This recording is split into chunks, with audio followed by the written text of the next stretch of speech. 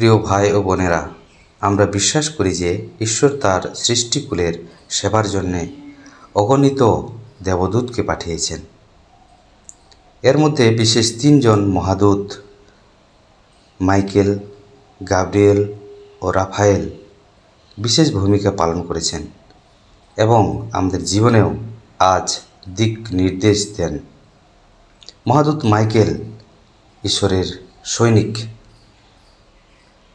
বাইবেলের প্রকাশিত বাক্য 12 অধ্যায় 7 থেকে 9 পদে আমরা দেখি মাইকেল শয়তানের বিরুদ্ধে স্বর্গীয় যুদ্ধে নেতৃত্ব দেন। তিনি হলেন ঈশ্বরের বাহিনীর সেনাপতি। তার কাজ হল অশুভ শক্তির বিরুদ্ধে লড়াই করা ও ঈশ্বরের জনগণকে রক্ষা করা। তাই আমরা তাকে ডাকি আমাদের রক্ষক ও সাহসের উৎস। আমাদের জীবনেও মন্দ শক্তি আছে, প্রলোভন, পাপ ও অন্যায়। মহাদূত মাইকেলের মতো আমরাও বিশ্বাসে দৃঢ় হয়ে মন্দকে পরাস্ত করতে আহ্বানিত। মহাদূত গাব্রিয়েল সুসংবাদের বার্তাবাহক। লুক রচিত মঙ্গল সমাচারে দেখি 1 অধ্যায় 26 থেকে 38 পদ।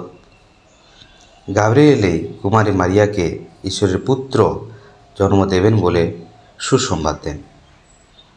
তিনি ঈশ্বরের বার্তাবাহক। দানিয়েল গ্রন্থেও বিশেষত 8 অধ্যায় 16 পদ, 9 অধ্যায় 21 পদ তিনি ঈশ্বরের রহস্য উন্মোচন করেছেন। তাই গাব্রিয়েল আমাদের শেখান ঈশ্বরের বাণী গ্রহণ করা ও সুসংবাদ প্রচার করা। আমাদের প্রত্যেককে গাব্রিয়েলের মতো ঈশ্বরের বাক্য গ্রহণ করতে হবে এবং আমাদের পরিবার ও সমাজে সুসমাচার পৌঁছে দিতে হবে। মহাদূত রাফায়েল, যার অর্থ হল ঈশ্বর সুস্থ করেন। তবিত গ্রন্থে 12 অধ্যায় 15 পদে রাফায়েল তোবিয়াসকে যাত্রায় সহায়তা করেন, তার পিতার দৃষ্টি ফিরিয়ে দেন এবং তাদের পরিবারকে বিপদ থেকে রক্ষা করেন। তার নামের অর্থই হলো ঈশ্বর আরোগ্য দেন।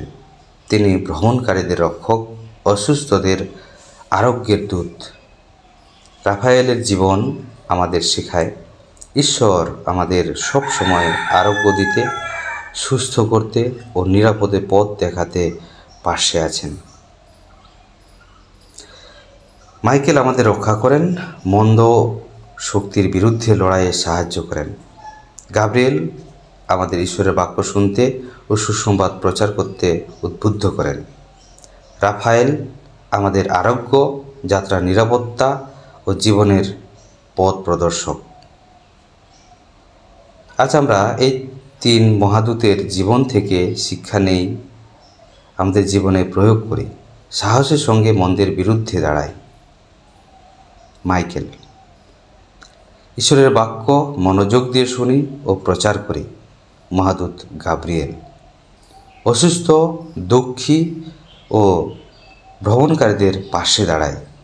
মহাদূত রাফায়েল। আসুন প্রার্থনা করি। সর্বশক্তিমান প্রভু, তুমি তোমার মহাদূতদের পাঠিয়েছ আমাদের রক্ষা ও শিক্ষা ও আরোগ্যের জন্য। আমাদেরও সাহস, বিশ্বাস ও ভালোবাসা দাও, যাতে আমরা তোমার মহিমার সাক্ষী হতে পারি। আমেন।